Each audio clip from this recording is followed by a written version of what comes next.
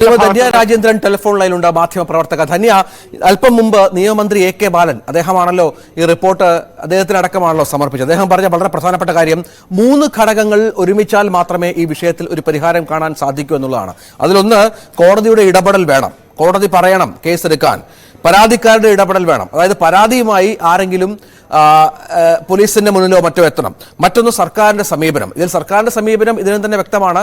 സർക്കാരാണ് കമ്മീഷനെ വെച്ചത്, അതുകൊണ്ട് സർക്കാരിന്റെ കൈകൾ ഈ ഘട്ടത്തിൽ ശുദ്ധമാണ് എന്ന് പറഞ്ഞു വെക്കുകയാണ്. മറ്റ് 2 ഘടകങ്ങൾ ചേർന്നാൽ മാത്രമേ കേസെടുക്കാനും ഇതുമായി ബന്ധപ്പെട്ട കാര്യങ്ങളിലൂടെ മുന്നോട്ട് പോകാനും സർക്കാരിനും സാധിക്കൂ എന്നാണ്. എന്തെങ്കിലും അർത്ഥമുള്ള വാക്കുകളാണോ അത്? നോക്കൂ, ഇപ്പൊ സർക്കാർ പറയുന്നതൊക്കെ ശരിയായിരിക്കാം. കോടതിയുടെ പെർമിഷൻ വേണം, ഈ സ്ത്രീകളുടെ പെർമിഷൻ വേണം. പക്ഷെ എനിക്ക് ചോദിക്കാനുള്ള ചോദ്യം അതല്ല. ഇതൊന്നും സർക്കാരിന് ഇന്നറിഞ്ഞ കാര്യമല്ല. നിങ്ങൾക്കും എനിക്കും ഈ റിപ്പോർട്ട് കിട്ടിയത് 2 ദിവസം മുൻപാണ്. ശരി, സർക്കാരിന് റിപ്പോർട്ട് കിട്ടിയത് 2019 ഡിസംബർ 31 ആ 2019 മുതൽ ഈ ഓഗസ്റ്റ് വരയ്ക്കും സർക്കാർ എന്താണ് ചെയ്തത്? അതായത് ഈ മൊഴികളെല്ലാം സർക്കാരിന്റെ കയ്യിലുണ്ടായിരുന്നു. ഈ കമ്മിറ്റി റിപ്പോർട്ട് മുഴുവനായി സർക്കാരിന്റെ കയ്യിലുണ്ടായിരുന്നു. ആ സമയം സർക്കാർ ഈ സ്ത്രീകളെ ആരെങ്കിലും സമീപിച്ച് നിങ്ങളുടെ മൊഴികൾ ഞങ്ങൾ വായിച്ചു, do you want to go head, ഒരു ലീഗൽ കേസോ ഒരു പോലീസ് കംപ്ലൈന്റോ കൊടുക്കാൻ നിങ്ങൾ തയ്യാറാണോ? അങ്ങനെയെങ്കിൽ സർക്കാർ നിങ്ങളുടെ ഒപ്പം എന്നൊരു ഉറപ്പ് സർക്കാർ ആർക്കെങ്കിലും നൽകിയോ? ഇല്ല, സർക്കാർ ആരെയും തന്നെ സമീപിച്ചിട്ടില്ല. അത് മാത്രമല്ല, അന്ന് സർക്കാർ ലീഗൽ ഒപ്പീനിയൻ തേടിയോ? അതായത് ഇതിൽ ക്രിമിനൽ ആക്ടുകളെ കുറിച്ച് പറയുന്നുണ്ടെങ്കിൽ അതിന്മേൽ എന്താണ് സർക്കാർ ആക്ഷൻ എടുക്കേണ്ടത് എന്ന് ആരോടും സർക്കാർ ചോദിച്ചിട്ടില്ല. സർക്കാർ ചെയ്ത ഒരേ കാര്യം, റിപ്പോർട്ട് കയ്യിൽ വന്നു, അത് അതേപോലെ തന്നെ കൂട്ടിവെച്ചു. പിന്നീട് 4-5 വർഷങ്ങൾക്ക് ശേഷം റിപ്പോർട്ട് പുറത്തു വരുന്നു. സർക്കാർ പറയുന്നതൊക്കെ ന്യായമായിരിക്കാം, പക്ഷെ ഇത് പണ്ട് ചെയ്യേണ്ട കാര്യമായിരുന്നു. ഇപ്പൊ ഒന്ന് ആലോചിച്ച് നോക്കൂ, 2018 ഹേമ കമ്മിറ്റിയുടെ മുമ്പിൽ സംസാരിച്ച എത്രയോ സ്ത്രീകൾ അവർക്ക് ചില വർഷങ്ങൾക്ക് മുമ്പ് നടന്ന സംഭവങ്ങളോ അല്ലെങ്കിൽ ഉടൻ നടന്ന സംഭവങ്ങളോ നമുക്ക് കൃത്യമായി അറിയില്ല. പക്ഷെ 2018 ഞാനൊരു എക്സാമ്പിൾ ആയിട്ട് പറയാം. ഇപ്പൊ ഞാൻ ഹേമ കമ്മിറ്റിയുടെ മുമ്പിൽ പോയി, എനിക്ക് 10 കൊല്ലം മുമ്പ് നടന്ന ഒരു കാര്യത്തെ കുറിച്ച് ഞാൻ ഹേമ കമ്മിറ്റിയോട് പറയുകയാണ്.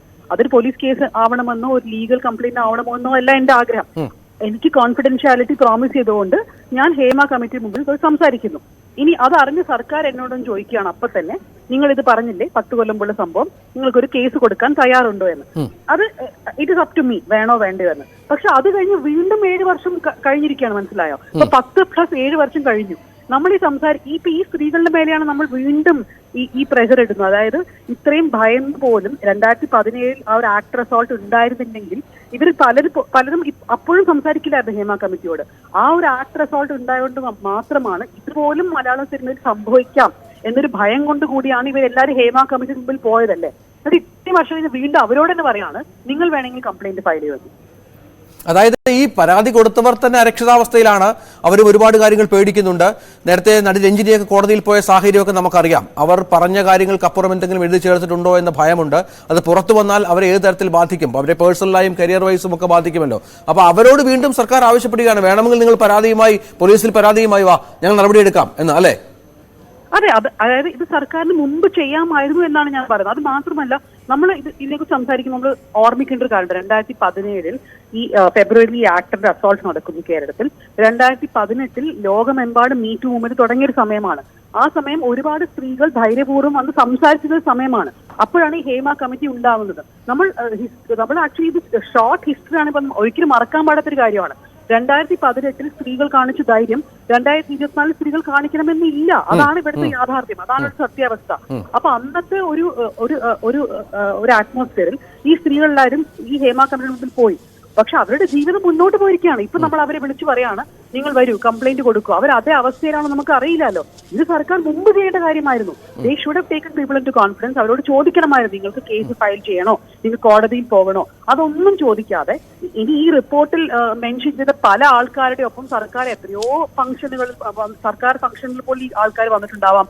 ചിലപ്പോൾ അവര് MLA ആയിട്ടുണ്ടാവാം. അങ്ങനെ എത്രയോ ആൾക്കാരുണ്ടല്ലേ.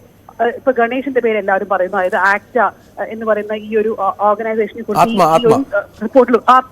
ഈ ഒരു റിപ്പോർട്ടിൽ ഉണ്ട് എന്ന്. അപ്പൊ ഇതെല്ലാം തന്നെ എനിക്കത് കേൾക്കുന്നുണ്ട്. 5 കൊല്ലം മുമ്പ് നിങ്ങൾ എന്തുകൊണ്ട് ഇതൊന്നും ചെയ്തില്ല? ഈ കോൺക്ലേവിന്റെ കാര്യത്തിൽ രാവിലെ AK ബാലൻ പഴയ മിനിസ്റ്റർ സംസാരിക്കുന്നത് കേട്ടോ. അദ്ദേഹം പറയുന്നത് ടേംസ് ഓഫ് റെഫറൻസിൽ ഈ ഒരു മീറ്റിംഗ് വിളിക്കണം എന്നാണ് പറയുന്നത്. ടേംസ് ഓഫ് റെഫറൻസിൽ കൃത്യമായി പറഞ്ഞിട്ടുണ്ട്, മീറ്റിംഗുകൾ വിളിക്കണം. ചലച്ചിത്ര അക്കാദമി ആയിരിക്കണം ഈ മീറ്റിംഗുകൾ വിളിക്കേണ്ടത്.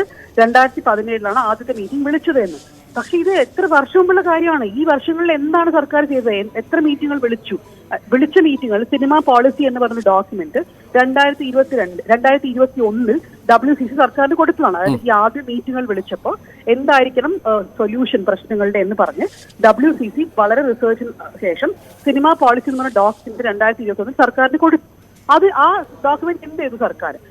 WCC പോലെ തന്നെ മറ്റു സംഘടനകളും കൊടുത്തിരിക്കാമോ എന്നാണ് എന്റെ ഒരു ഊഹം. ആ ഡോക്യുമെന്റ്സ് ഒക്കെ സർക്കാർ എന്ത് ചെയ്തു? 3 കൊല്ലം ഒന്നും ചെയ്തില്ല. പിന്നീട് ഈ റിപ്പോർട്ട് പുറത്തു വരുമ്പോൾ ആദ്യം പറയണം ഇനി ഞങ്ങൾ ആദ്യം ഒരു കോൺക്ലേവ് വിളിച്ചു. അല്ല, ഈ കോൺക്ലേവ് എന്ന് പറഞ്ഞാൽ ഈ സിനിമാ മേഖലയിലെ ഇത്തരം പ്രശ്നങ്ങൾ പരിഹരിക്കാനുള്ള കോൺക്ലേവ് അല്ല. അവർ മറ്റ് ഇൻഡസ്ട്രിയുമായി ബന്ധപ്പെട്ട മറ്റ് വിഷയങ്ങളിലാണ് ഈ കോൺക്ലേവ് വിളിച്ചിരിക്കുന്നത്. ഇൻഡസ്ട്രിയിലെ പ്രശ്നങ്ങളെ കുറിച്ച് എല്ലാ അസോസിയേഷനും ചോദിച്ച് ഇവരെല്ലാവരും 2021 ഓൾറെഡി റിപ്ലൈ കൊടുത്താണ് സർക്കാരിന്. എല്ലാവരും എന്തൊക്കെയാണ് പ്രശ്നങ്ങൾ, ഏത് രീതിയിലാണ് സൊല്യൂഷൻ വേണ്ടതെന്ന് എല്ലാവരും കൊടുത്തതാണ്. അത് കഴിഞ്ഞ് 3 വർഷം കഴിഞ്ഞതാണ് ഞാൻ പറയുന്നത്. അതെ, അതാണ് കൃത്യം. അതായത് ഇത്രയധികം വീണ്ടും സർക്കാർ ആവശ്യപ്പെടുകയാണ്, പരാതിയുമായി വന്നാൽ മാത്രം ഒരു നടപടി സ്വീകരിക്കാമെന്ന തരത്തിലാണ്. ഇവരെ ഇതിനു ശേഷം ഈ മൊഴി നൽകിയവർ നേരിടുന്ന ഒരു അരക്ഷിതാവസ്ഥ കൂടി ഉണ്ടല്ലോ ധന്യ. അത് വളരെ പ്രധാനപ്പെട്ട പ്രശ്നമാണല്ലോ. അവരിൽ പലരും അതിനുശേഷം സിനിമാ ഇൻഡസ്ട്രിയിൽ എന്തായി എന്നൊക്കെ നമ്മൾ കണ്ടതാണ്. അപ്പോൾ ഇനി ഒരു പരാതിയുമായി മുന്നോട്ട് വരിക എന്നുള്ളത് ഇതിനു മുൻപ് പരാതിയുമായി വന്ന പല ഇരകളുടെ അവസ്ഥ നമ്മൾ കണ്ടിട്ടുണ്ട്. സർക്കാർ ചെയ്യാവുന്നൊരു കാര്യമാണ്. നമുക്കറിയാം, സോളാർ കമ്മീഷൻ റിപ്പോർട്ടിലൊക്കെ സർക്കാർ ഈ പരാതിക്കാരി ഇരയെന്ന് പറയുന്ന സ്ത്രീയെ വിളിച്ചു വരുത്തി മൊഴിയെടുത്തതിന് ശേഷമാണ് കേസുമായി ബന്ധപ്പെട്ട് പോകുന്നത്, CBI അന്വേഷണം ആവശ്യപ്പെടുകയൊക്കെ ചെയ്യുന്നത്. അങ്ങനെ ഒരു സമീപനം ഇവിടെ ഉണ്ടാവുന്നില്ല എന്നതാണല്ലോ ഒരു പ്രശ്നം. അല്ല, ഇപ്പൊ ഞാൻ 2-3 ദിവസമായിട്ട് ഈ ലിജു കൃഷ്ണ പടവെട്ട് എന്ന ഫിലിമിന്റെ ഡയറക്ടർക്കെതിരെ ഒരു കേസ് കൊടുത്തൊരു ഒരു സ്ത്രീ, അവര് ഇപ്പൊ ആദ്യം മുന്നോട്ടൊന്ന് സംസാരിക്കുന്നത് ഞാൻ കണ്ടു. ഇത് 2-3 കൊല്ലം മുമ്പ് കൊടുത്തൊരു കേസാണ്. അതായത് ഒരു റേപ്പ് കേസ് ഫയലാണ് ലിജു കൃഷ്ണയുടെ പേര്. അന്ന് നടന്ന സംഭവങ്ങൾ ജസ്റ്റ് പറയാം. WCC ആണ് ആക്ച്വലി ഇവര് പോലീസ് കേസ് കൊടുക്കാനൊക്കെ കൂടെ പോയതെല്ലാം WCC മെമ്പേഴ്സാണ്. അത് എല്ലാവർക്കും അറിഞ്ഞിരുന്ന കാര്യമായിരുന്നു ആ സമയം. ഇവർ ഈ കേസ് കൊടുത്തിട്ട് എന്ത് സംഭവിച്ചു? അതിനുള്ളിൽ എനിക്ക് തോന്നുന്നു കുറച്ച് മാസം ഈ പടവെട്ട് എന്ന സിനിമ ഇറങ്ങി. ആ പടവെട്ട് എന്ന സിനിമയുടെ എനിക്ക് കൃത്യമായിട്ട് പേര് ഓർമ്മയില്ല, പക്ഷെ ബോംബെയിലെ ഒരു പ്രൊഡക്ഷൻ കമ്പനിയാണ് അവരുടെ മെയിൻ പ്രൊഡ്യൂസേഴ്സ്. അവർക്ക് പലരും റിക്വസ്റ്റ് കൊടുത്തതാണ് ഇയാളുടെ പേര്, അതായത് പേര് വിത്ത്ഹോൾഡ് ചെയ്യണം. ഈ സിനിമ ഇറക്കാൻ പാടില്ല എന്ന് ആരും പറഞ്ഞില്ല, പക്ഷെ ഇയാൾക്ക് ക്രെഡിറ്റ്സ് കൊടുക്കാൻ പാടില്ല. ഇയാൾക്കെതിരെ ഗുരുതരമായ ഒരു കേസുണ്ട്, ഒരു റേപ്പ് കേസ്. അതായത് നമ്മളിപ്പോ എന്താ എല്ലാ സ്ത്രീകളും ചോദിക്കുന്നത്, നിങ്ങൾ എന്താണ് പോലീസ് എടുത്ത് പോയില്ല, നിങ്ങൾ എന്തുകൊണ്ട് കേസ് കൊടുത്തില്ല, നിങ്ങൾ എന്തുകൊണ്ട് പറഞ്ഞില്ല, നിങ്ങൾ എന്തുകൊണ്ട് നോ പറഞ്ഞില്ല? ഇതെല്ലാം ചെയ്തൊരു സ്ത്രീ, അതായത് പോലീസ് കേസ് കൊടുത്തു, പുറത്ത് സംസാരിച്ചു, എന്നിട്ട് പോലും ആ പ്രൊഡ്യൂസേഴ്സ് ആ ലിജു കൃഷ്ണയുടെ പേര് വിത്ത്ഹോൾഡ് ചെയ്യാൻ പോലും സമ്മതിച്ചില്ല. അവസാനം സുഖമില്ലാതെ ആശുപത്രിയിലാണ് കുറെ കാലം. അന്ന് ആരെങ്കിലും സഹായിച്ചോ ഇവരെ? അപ്പോഴും ഈ WCC മെമ്പേഴ്സും മറ്റുള്ളവരൊക്കെ തന്നെ കൂടെ പോയത്. ഈ പോലീസ് കേസ് കൊടുക്കുന്നവർക്കും അല്ലെങ്കിൽ കോടതി പോകുന്നവർക്കും ഇവിടെ എന്താണ് റിലീഫ് ഉള്ളത്? വാട്ട് അഷുറൻസ് ആർ നിങ്ങൾ കംപ്ലൈന്റ് കൊടുക്കും എല്ലാം ശരിയാവും?